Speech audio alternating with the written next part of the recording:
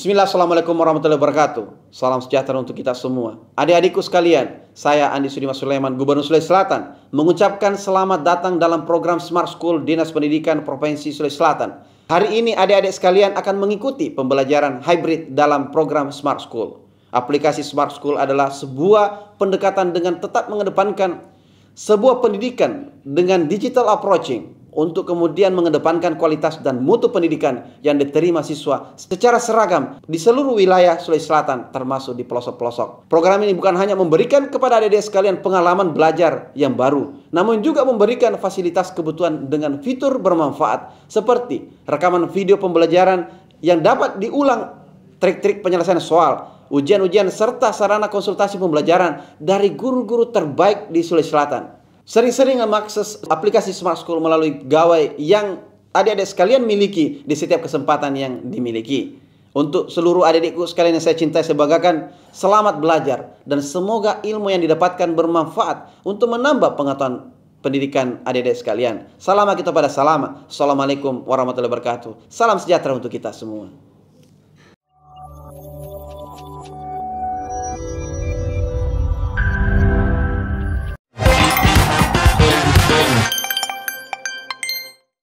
Bismillahirrahmanirrahim. Assalamualaikum warahmatullahi wabarakatuh. Alhamdulillah, bertemu lagi dengan mata pelajaran ekonomi bersama saya Kasmawati, mengajarkan ekonomi hari ini dengan mata pelajaran ekonomi kelas 12 semester ganjil. Mari kita saksikan bersama.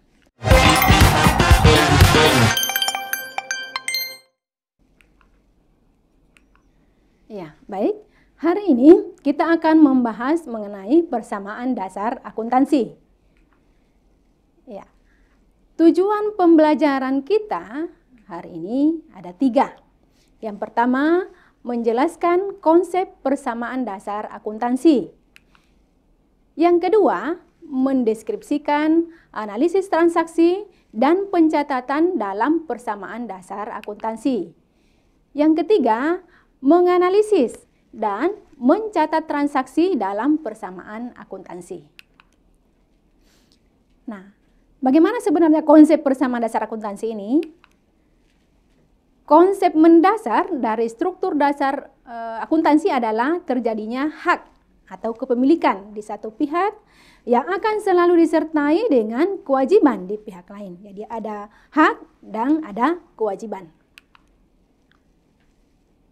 Aset. Aset sama dengan ekuitas pemilik. Aset yang dimiliki oleh badan usaha harus disadari. Itu berasal dari pemilik yang dititipkan untuk dikelola oleh badan usaha. Nah, perusahaan harus mengembalikan sumber daya tersebut pada pemberi aset jika diperlukan. Nah, aset sama dengan kewajiban ditambah dengan ekuitas pemilik. Nah, misalnya badan usaha perlu mendapat dana tambahan untuk memperkuat sumber yang ada. Nah, dengan cara meminjam, maka bertambahlah aset perusahaan. Di lain pihak, perusahaan itu mempunyai kewajiban kepada pemberi dana pinjaman. Nah, sekarang persamaan akuntansi, ya ini yang harus kita pahami. Ya, harta sama dengan utang ditambah dengan modal. Ya, jadi harta sama dengan utang ditambah dengan modal. Jadi selalu harta kemudian itu harus sama nilainya dengan utang dan modal. Kemudian utang sama dengan harta dikurang modal. Jadi utang sama dengan harta dikurang modal. Kemudian modal sama dengan harta dikurangi dengan utang. Jadi sekali lagi harus seimbang ya antara harta dengan utang dan modal. Oke, nanti kita lihat ya prakteknya bagaimana. Nah, jika perusahaan sudah beroperasi, maka harta sama dengan utang ditambah modal ditambah dengan pendapatan dikurangi dengan beban. Ataukah harta ditambah beban sama dengan utang ditambah modal ditambah dengan pendapatan. Nah, sekarang kita mau lihat. Ada beberapa akun yang mesti kita lihat ya. Jadi untuk penggolongan akun ini ada 2. Yang pertama, akun neraca, ya biasa kita sebut dengan akun real atau akun permanen. Yang kedua, akun laba rugi atau akun nominal, ya. Biasa juga kita sebut akun sementara. Nah, di akun neraca ini ada berapa? Ada harta, utang, dan modal. Nah, untuk di akun laba rugi ada pendapatan dan beban. Ini harap diingat baik-baik. Di akun neraca ada harta, utang, dan modal. Sementara untuk akun laba rugi itu ada akun pendapatan dan beban. Ya. Nah, untuk akun neraca ada beberapa, dalam hal ini satu harta. Nah, harta ini dibagi lagi beberapa. Ada harta lancar, kemudian harta tetap. Harta lancar ini ada beberapa, yaitu kas, ya, bank, piutang usaha, beban dibayar di muka, perlengkapan, dan pendapatan yang masih harus diterima. Nah, di harta tetap ada peralatan, kendaraan, mesin-mesin, gedung, dan tanah. Ya, saya ulangi ya. Di harta ini ada harta lancar dan harta tetap. Yaitu kalau harta lancar itu ada kas, bank, piutang usaha, beban dibayar di muka, perlengkapan, dan pendapatan yang masih harus diterima. Sementara di harta tetap itu ada peralatan, kendaraan, mesin-mesin, gedung, dan tanah. Nah, kita lihat lagi utang. Utang ini ada utang jangka pendek dan ada utang jangka panjang. Utang jangka pendek itu misalnya utang usaha, utang wesel, beban yang masih harus dibayar, pendapatan diterima di muka. Kemudian di utang jangka panjang ada utang hipotek dan utang obligasi. Nah, selanjutnya modal. Modal ini ada berapa? Ada modal perseorangan, ada modal saham atau modal PT di sini, kemudian ada simpanan koperasi, misalnya simpanan pokok.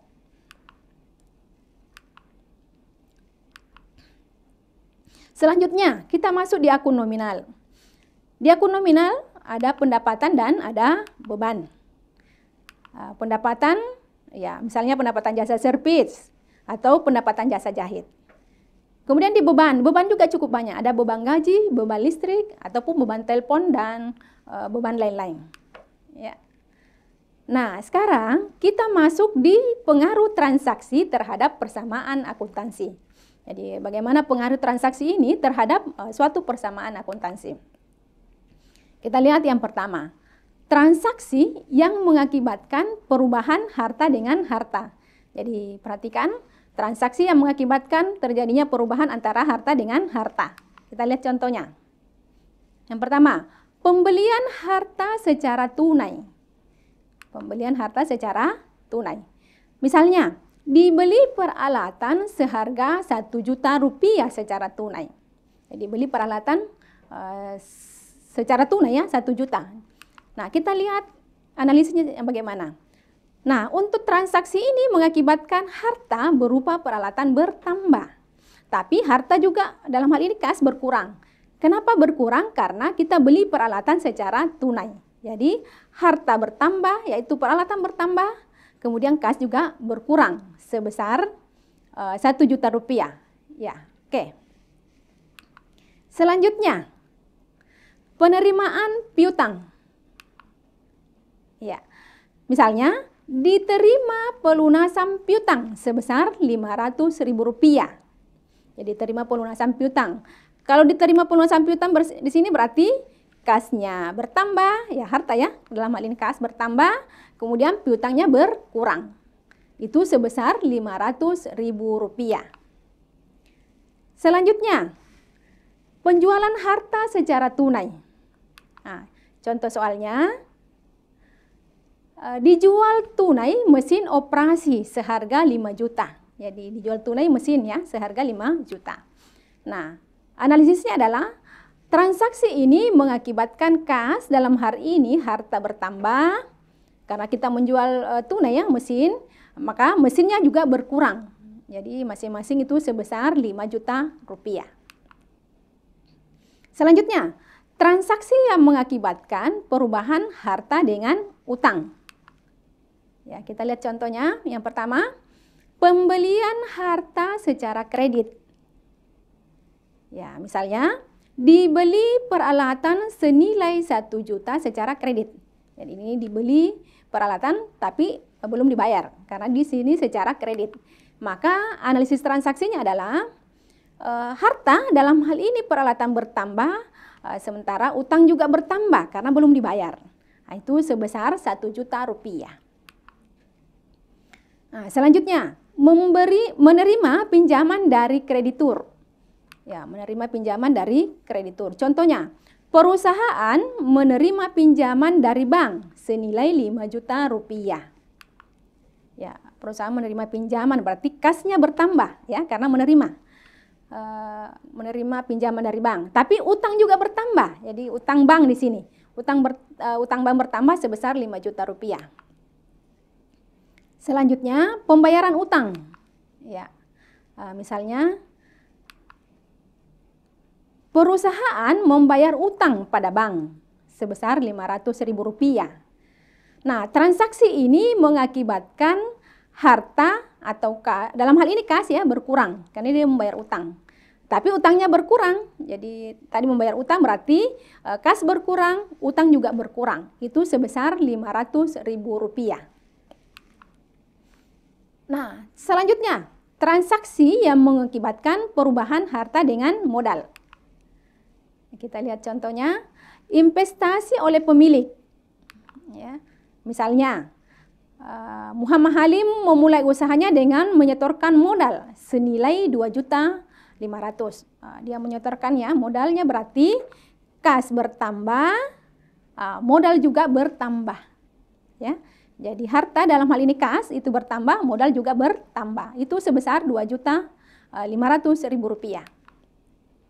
Yang kedua, penerimaan pendapatan. Nah, contoh soalnya, diterima pendapatan. Ini contoh transaksi ya. Diterima pendapatan senilai 750.000. Diterima pendapatan berarti kasnya bertambah, kemudian modal juga bertambah. Itu sebesar Rp750.000. Nah, selanjutnya, pembayaran beban. Ya. Nah, misalnya dibayar gaji pegawai sebesar Rp500.000. Maka ini dibayar gaji berarti kasnya berkurang. Kenapa kasnya berkurang? Karena dibayar gaji pegawai. Modal juga berkurang. Jadi kas dan modal berkurang. Itu sebesar Rp500.000. Lanjut, penarikan modal oleh pemilik. Jadi ini pengambilannya oleh pemilik. Misalnya, diambil untuk keperluan pribadi, uang tunai senilai Rp100.000. Nah, itu keperluan pribadi, maka akan dicatat ya, transaksinya seperti ini, harta berupa kas dan modal berkurang. Jadi karena untuk keperluan pribadi, bukan untuk keperluan perusahaan, maka itu juga dicatat. Kasnya berkurang, modalnya juga berkurang. Nah, sekarang bagaimana pencatatan transaksi dalam persamaan akuntansi ini? Kita lihat. Ini transaksi yang terjadi pada Johnson Decoration and Art ya. Di transaksi pertama, tanggal 2 Januari itu Tuan Johnson memulai usaha dengan mengeluarkan uangnya untuk modal usaha. Itu sebesar 25 juta rupiah secara tunai. Ya. Maka harta dalam hal ini kas bertambah 25 juta rupiah.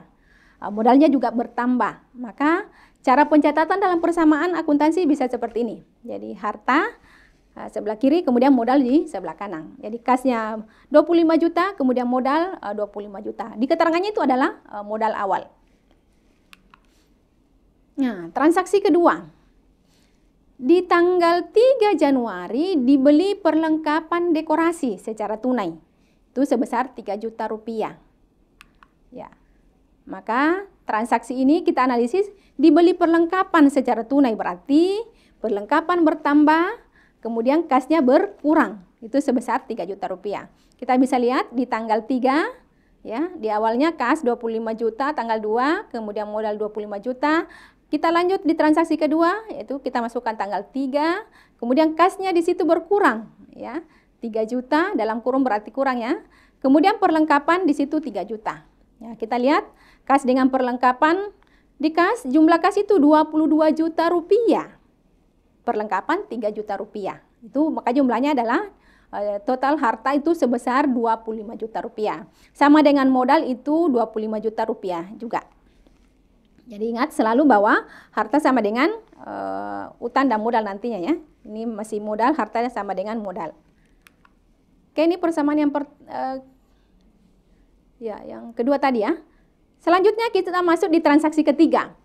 Tanggal 4 Januari, perusahaan mengeluarkan uang tunai untuk biaya iklan di radio. Suara Anda itu sebesar Rp375.000. Jadi mengeluarkan uang tunai untuk biaya iklan, ya, berarti beban iklan. Nah, kita lihat di tanggal 4, ya, kas dengan, ya ini mengeluarkan uang tunai untuk biaya iklan, berarti kas dengan modal berkurang, ya.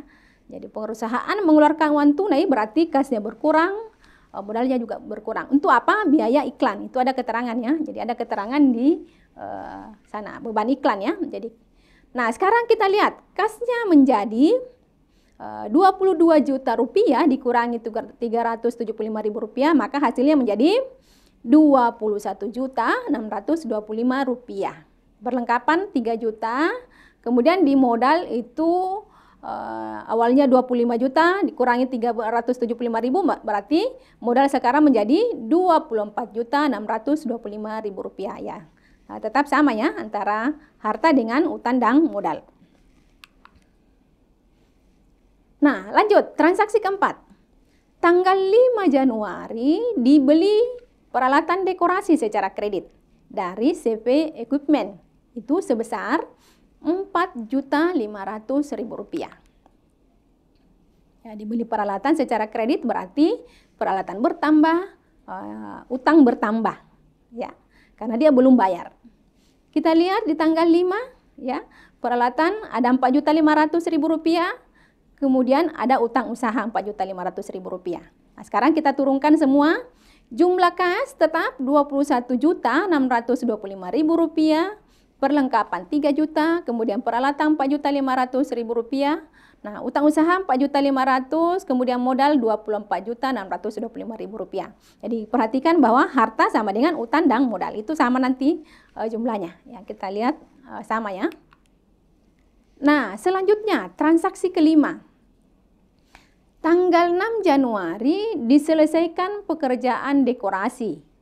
Dan jasanya sebesar Rp6.500.000. Dari jumlah itu baru diterima sebesar Rp3 juta dan sisanya kemudian. Nah, ini diselesaikan pekerjaan, berarti ini masuk pendapatan jasa ya. Jadi ada Rp6.500.000. Tapi ternyata yang baru diterima 3 juta, berarti sisanya belum. Yang sisanya itu kita anggap itu adalah piutang. Kita lihat persamaannya. Ini mudah-mudahan bisa jelas di sana ya, di layarnya. Di tanggal 6, ya, yang kita perhatikan dulu modal. Jadi untuk pendapatan jasa, untuk persamaan akuntansi itu Rp6.500.000. Kemudian dia baru terima 3 juta, berarti kasnya bertambah 3 juta. Nah, karena belum diserahkan semua, maka ada piutang, yaitu sebesar Rp3.500.000. Maka kita lihat jumlah kas itu Rp24.625.000, kemudian piutang Rp3.500.000, perlengkapan 3 juta, peralatan Rp4.500.000, kemudian utang usaha Rp4.500.000. Sementara modal masih ya sudah dikurang ya. Bukan dikurang tapi bertambah. Jadi modal awalnya Rp24.625.000 ditambah Rp6.500.000 berasal dari pendapatan jasa tadi.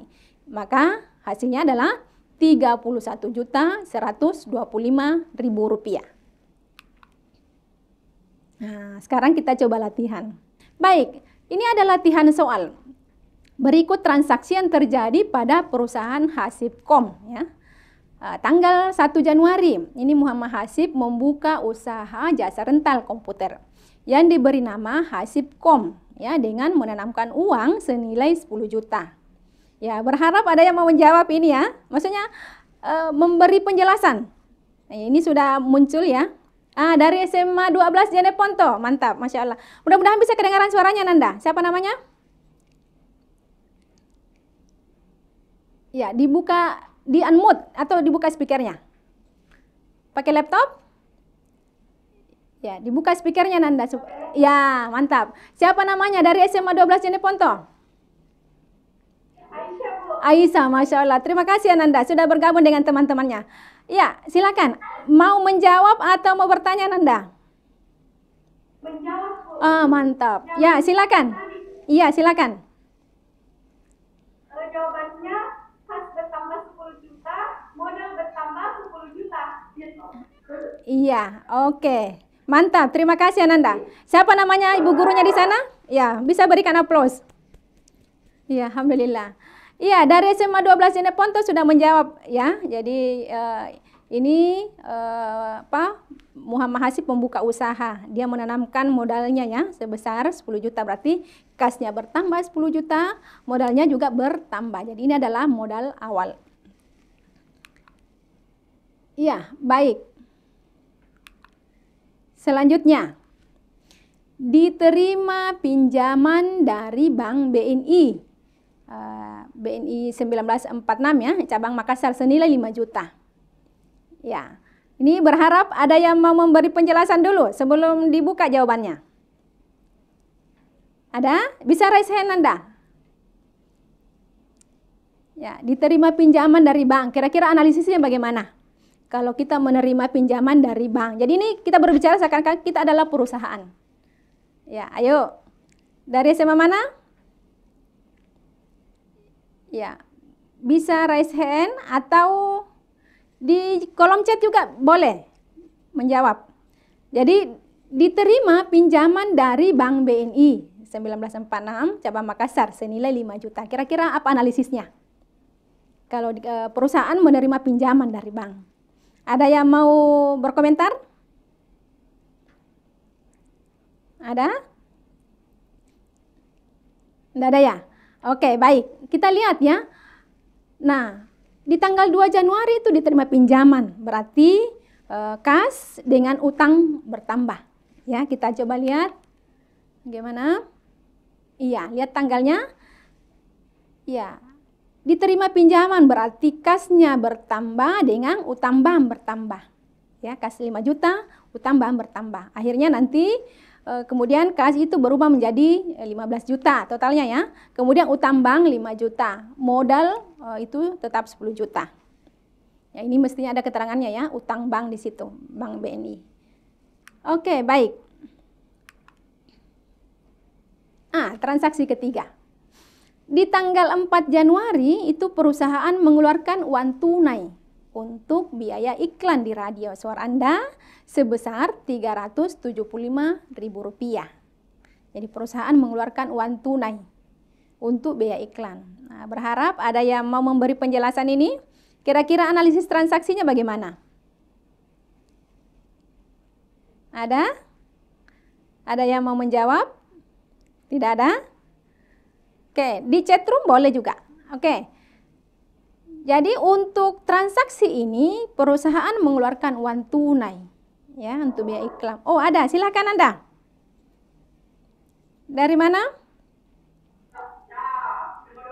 Oh, wah, mantap ini Jeneponto. Ya, Aisyah lagi ya?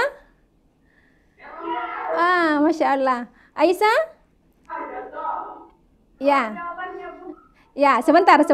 Ibu komunikasi dulu dengan Ananda Aisyah. Aisyah? Bisa dengar suaranya Ibu? Iya.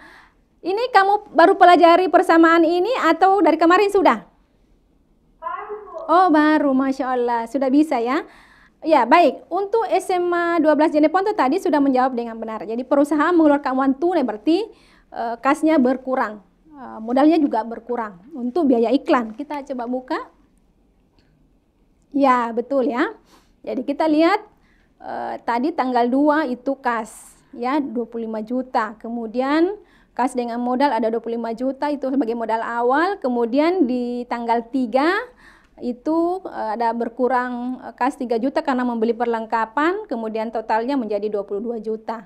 Kemudian perlengkapan 3 juta, modal menjadi 25 juta. Nah, sekarang untuk transaksi ini tanggal 4 itu kas berkurang dengan modal untuk biaya iklan itu sebesar Rp375.000.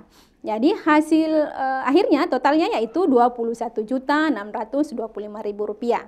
Kemudian perlengkapan itu 3 juta. Kemudian untuk modal itu Rp24.625.000. Jadi kalau kita total semua ya untuk kas dengan perlengkapan itu sama ya antara harta dengan utang dan modal. Oke, baik. Ya, kita lihat ternyata sudah ya materi kita sangat-sangat singkat. Oke, saya kira cukup ya untuk pertemuan kita hari ini. Ananda, Ibu kebetulan sudah kirim ya. Ada semacam LK yang bisa dikerjakan.